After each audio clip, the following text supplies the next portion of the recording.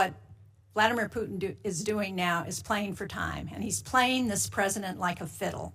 And the longer he plays it, the more opportunity he has to gain territory in Ukraine, and the harder it's going to be to get him to the table. What we need to do is to put pressure on Vladimir Putin in every way we can to ensure that we can get them to the negotiating table. Well, I disagree with this playing with a fiddle analogy, because on the issue of Ukraine, here's what we can all agree on. There is no military solution to this crisis. Right. It will have to end in a negotiated settlement.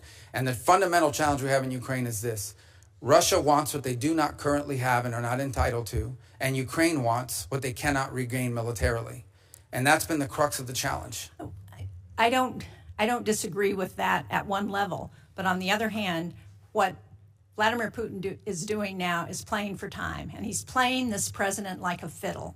And the longer he plays it, the more opportunity he has to gain territory in Ukraine, and the harder it's going to be to get him to the table. What we need to do is to put pressure on Vladimir Putin in every way we can to ensure that we can get them to the negotiating table. Well, I disagree with this playing with a fiddle analogy, because the truth of the matter is when Vladimir Putin woke up this morning, he had the same set of sanctions on him that he's always had since the beginning of this conflict, and Ukraine was still getting armaments and shipments from us and from our allies, and the European Union is about to impose additional sanctions, and the U.S. is looking for no Patriot batteries to be able to transfer from other NATO nations into Ukrainian hands.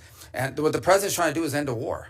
He's trying to end a bloody, costly war that neither side can win, and people are dying every single day. And so, but this notion that what has Putin gained throughout this? He hasn't gotten a single concession. He hasn't gotten a single sanction lifted. And the more time he gets without additional pressure on Russia, the more incentive he's got to continue to gain territory and continue to play for time.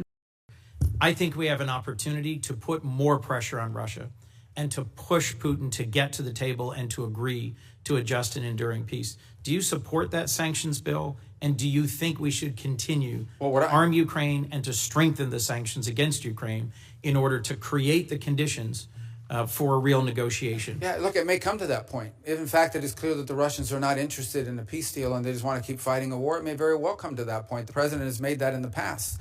Our belief, the president's belief, is he believes that right now, if you start threatening sanctions, the Russians will stop talking. And there's value in us being able to talk to them and drive them to get to the table. We'll see. Look, they have to do this. No one's claiming that this is a guarantee. President Zelensky reversed himself, showed up, was ready and willing to negotiate. And Putin, I think, my view, continues to play for time. Well, so I hope that we can work together to put more pressure on Putin to get to the table and to resolve